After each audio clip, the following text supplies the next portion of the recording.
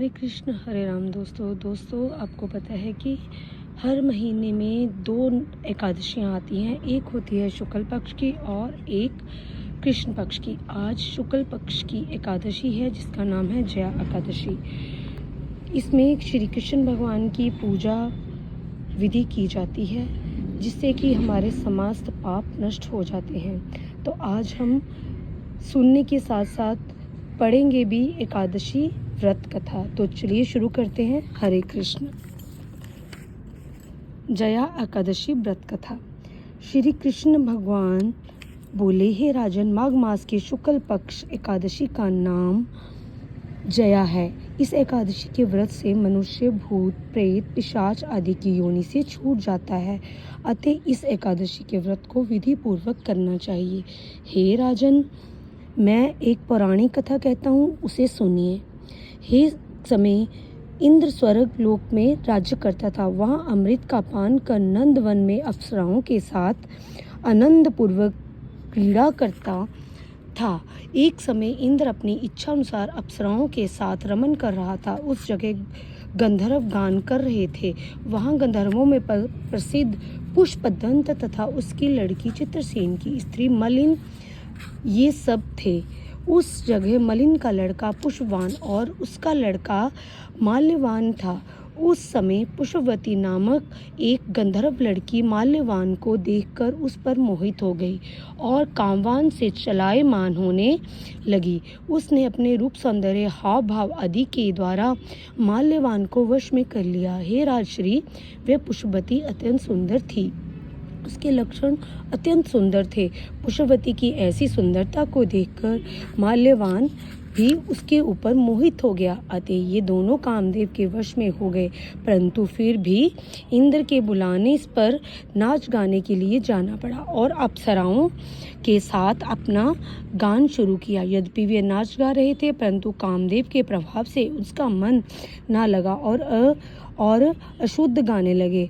उनकी भाव भृंगियों को देखकर इंद्र ने इनके प्रेम को समझ लिया और शाप दे दिया कि मेरी आज्ञा का उल्लंघन करने वाले मूर्खों, तुमने मेरा अपमान किया है।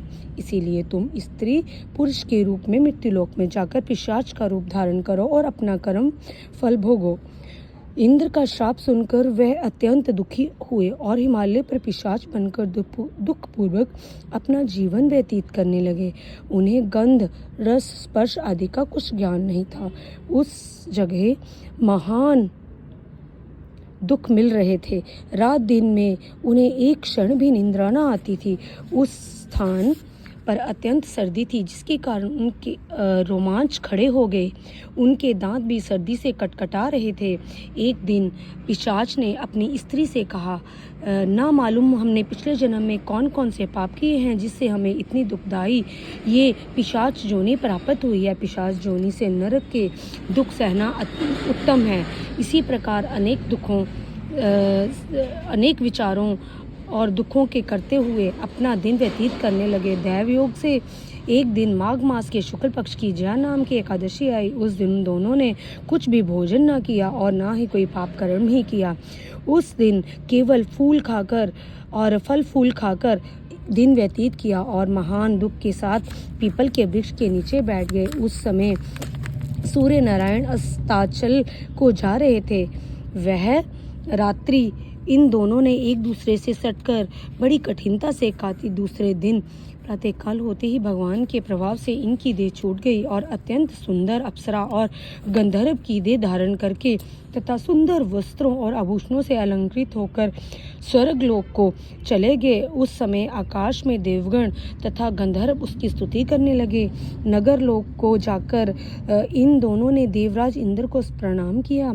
इंद्र को भी इनका अपने प्रथम रूप में देखकर महान आश्चर्य हुआ और उनसे पूछने लगे कि तुमने अपनी पिशाच देह से किस प्रकार छुटकारा पाया, सो सब कहो। इस प्रकार माल्यवान बोले कि हे देवेंद्र, भगवान विष्णु के प्रभाव से तथा जया एकादशी के व्रत के पुण्य से हमारी पिशाच जोनि से मुक्ति हो गई है।